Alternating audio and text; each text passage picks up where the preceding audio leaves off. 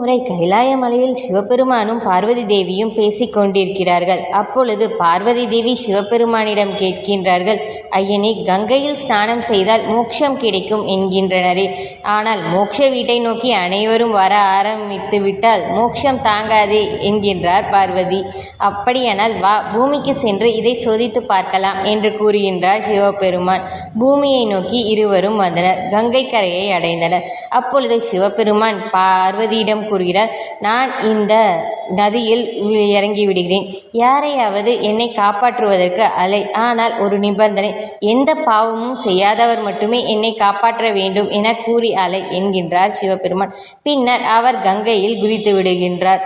பார்வதியும் வயதான மூதாட்டியாக மாறி அனைவரையும் அழைக்கின்றார். யாராவது இவரை காப்பாற்றுங்களேன், ஆனால் ஒரு நிபந்தனை, எந்த பாவமும் செய்யாதவர் மட்டுமே இவரை காப்பாற்ற இயலும் என்று கூறினார் பார்வதி. அனைவரும் ஓடி வந்தனர். ஆனால் யாரும் கங்கைக்குள் இறங்கி சிவபெருமானை காப்பாற்ற முயலவில்லை.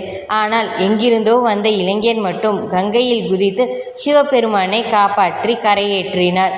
அப்பொழுது பார்வதி தேவி அந்த இளைஞனிடம் கேட்டார், ஏன்பா, நீ எந்த பாவமும் செய்யவில்லையா? நீ சென்று இவரை காப்பாற்றி விட்டாயே என கேட்கின்றார் பார்வதி. அப்பொழுது அதெல்லாம் எனக்கு தெரியாது அம்மா, ஆனால் கங்கையில் ஸ்நானம் செய்தால் மோட்சம் என்று கூறினார்கள், அதனால் நான் குதித்தேன் என்றான் அந்த இளைஞன். இதை பார்த்ததும் சிவபெருமான் பார்வதி தேவியிடம் கூறுகிறார், அனைவரும் அவர்களுக்கு மோட்சம் கிடைக்கும் என்பதற்காக கங்கையில் ஸ்நானம் செய்வதில்லை.